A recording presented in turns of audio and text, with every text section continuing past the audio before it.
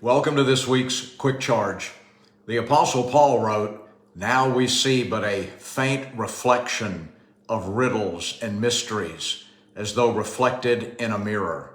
But one day we will see face to face.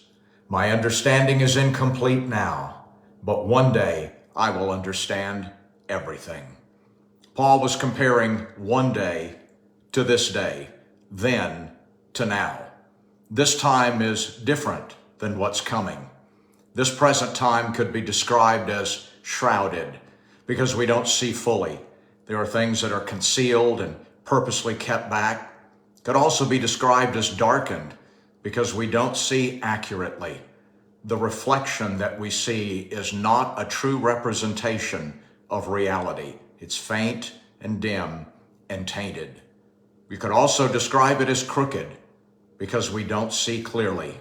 There are twists and turns and blind spots that are clouding our perspective. We can only see so far down the road, and it's neither straight nor straightforward. So for now, we contend with things like mysteries. Paul wrote in 1 Corinthians 4:1, "We are as managers of the mysteries of God."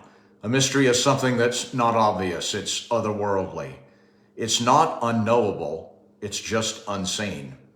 Jesus said the kingdom holds many mysteries. There are also riddles. Solomon said in Proverbs 1:6 that a proverb is like a puzzle with twists and turns like a riddle. A riddle is something that's perplexing, a hard matter to understand. Then there are enigmas. Again, Solomon said, a figure of speech or an enigma with its interpretation. An enigma is like a mosaic. It is a message within a message, something that needs to be decoded, pieces put together. In World War II, the British spent extraordinary man hours and resources using the best mathematical and scientific and logical minds to decode and interpret the messages of the German code machine, the Enigma. Why? Because it was all foreign. You see, everything about God is foreign to us. It's spiritual and eternal versus that which is natural and temporal. So it requires an interpretation, and it requires the right one, a correct decoding. Every dream, every vision, every word, every work of God, all of his purposes on the earth, and even life itself require that. This life is wrought with enigmas that need decoding. To misinterpret can be quite devastating. Then there are paradoxes.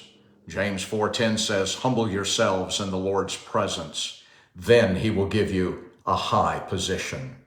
Go lower to go higher. That's a paradox. In the original language, a paradox means something that's outside the usual way of thinking, something that's contrary to expectation and normal assumptions. It's not what we would initially expect or normally think.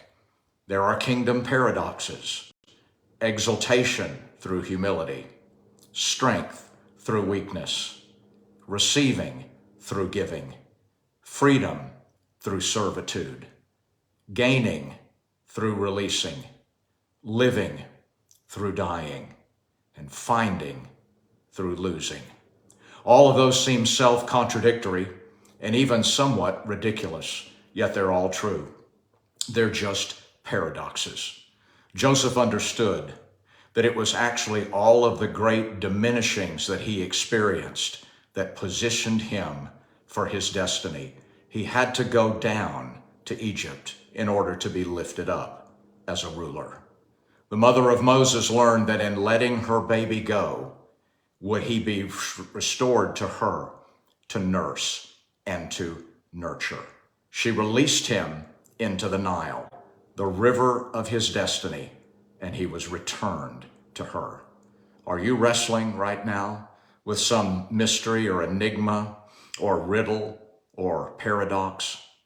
Ask God for the meaning, because he will give you peace now, and one day you'll understand everything.